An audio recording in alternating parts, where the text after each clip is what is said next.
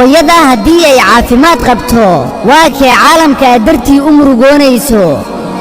qofkii naftiisa karaameeyo dadkuma ihaaneeyaan balse qofkii naftiisa ihaaneeyo dadkuma karaameeyaan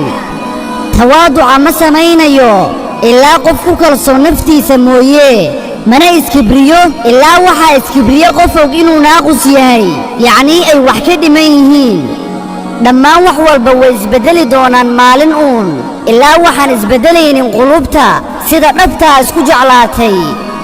mararka qaarkood waajib kuguma ahan inaad dhegaysato dadka cudurdaarkooda maxaa yeelay ficladooda ayaa sheegay xaqiiqadoo idil haddii aad tahay qof xun waxaa ku jeclaanaya 10 haddaadse tahay qof wanaagsan waxaa ku dhaawacaya 1 taasi waa dabeecadda nolosha ha u oggolaanin qof inuu kuu sheego inaadan ka xaqiijin karin wixii aad doonto qofkaasi qofkuu doono ha ahaadee ha ka dhegaysan ra'yigiisa nafsadaada iyo shakhsiyadaada ka aaminsanow mid wax qabsan kara oo karti leh si aynan waxna kuu dhaawicin noloshani ayagu way tegayaan waxaana imaan doona kuwa ayaga ka qalbi qurxan haddaba ha ka baqin maqnaanshaha qof kama baqayo jacayl aanan imaanaynin waxaanse ka baqayaa